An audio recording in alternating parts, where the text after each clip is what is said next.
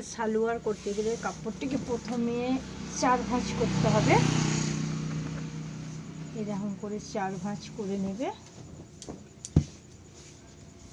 করে জোড়া দিকটা নিজের দিকে রাখবে, খোলা দিকে চারটে পার্ট। এই যে জোড়া আছে 1 2 3 4টে।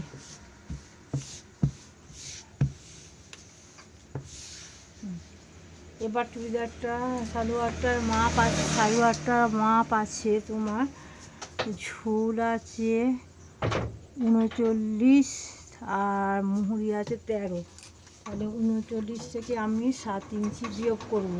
7 ইঞ্চি যদি বিয়োগ করা হয় তাহলে আমার থাকছে কত, 32 ইঞ্চি।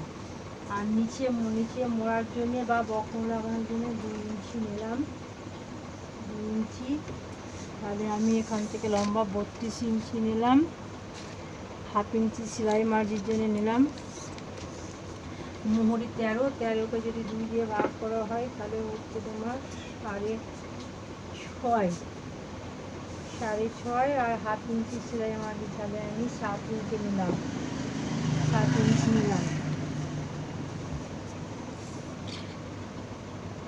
এবার যেহেতু পাথিয়ালা, যতটা কাপড় থাকবে পুরোটাই আমরা ঢিলের জন্যে, নাহলে 22 ইঞ্চি হয়, নিয়ে নিলাম। এখানে আছে আমার 4 ভাঁজ করে 24 ইঞ্চি কাপড় আছে, 24 ইঞ্চি কাপড় আছে। তাহলে এখানে আমার হলো 32 ইঞ্চি লম্বা, আমার পুরো মাপটা হলো। আর 2 ইঞ্চি নিয়েছিলাম বকম লাগানোর জন্য। তাহলে সেখানে 32 আর 2 33, 34 হলো। 34কে 2 দিয়ে ভাগ করব। 34কে 2 দিয়ে ভাগ করে 34 অর্ধেক হচ্ছে 17 ইঞ্চি। তাহলে 17 ইঞ্চিতে দাগ দিলাম।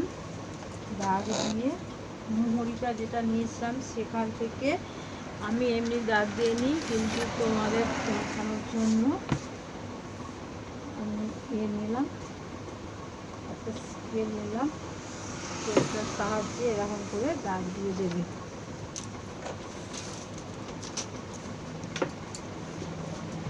দাগটা যাই যাচ্ছে, এরকম করে দাগ দিয়ে দেবে।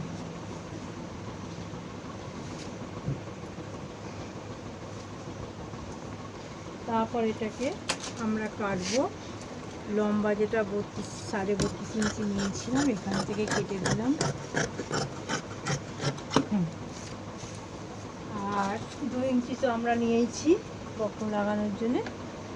এবার যেই কাপড়টা এখানে বাঁচা কাপড়টা থাকবে, এটা যেইখান থেকে মাপ থেকে 17 ইঞ্চি আমি নামিয়েছিলাম, সেইখানে এটা কলি করার জন্য পাতিয়ালা হলে আমাদের দিতে হবে। এই যে কম বেশিটা তোমরা কেটে সেলাইকে সমান করে নিও,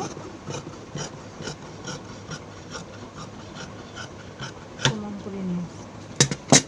আবার এই যে বাঁচা কাপড়টাকে, এটাও যদি তোমাদের কম বেশি থাকে একটু সমান করে নিও তোমাদের সুবিধের জন্য।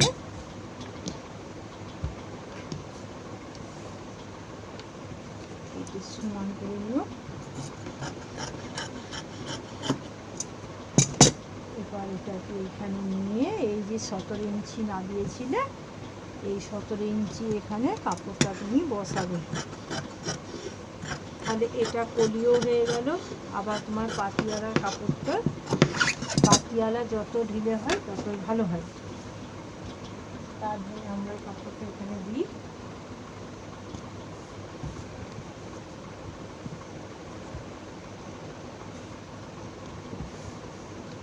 এইখানে বসালাম। এবার পাতিয়ালা করতে গেলে যতটা ঢিলে হবে ততই যেহেতু ভালো। এখান থেকে আমরা যতটা থাকবে তুমি মেপেও নিতে পারো যে কত ইঞ্চি হচ্ছে, 10 ইঞ্চি এক্সট্রা হচ্ছে, তাহলে এখান থেকে 9 ইঞ্চি সমান নামিয়ে নেবে। সেলাইয়ের কাপড় নিয়ে 10 ইঞ্চি দিয়ে এরকম করে কেটে দেবে। এটা পাতিয়ালাটা কাটা হয়ে গেল।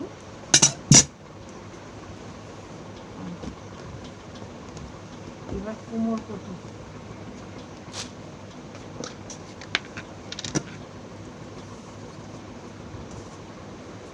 কোমরপটির জন্য এই যে যেই কাপড়টা বাঁচলো, যেহেতু মোটা সোটা মানুষ আছে, আর এখান থেকে তুমি 24 ইঞ্চি নেবে। ওর ছাদ যেহেতু 42 আছে,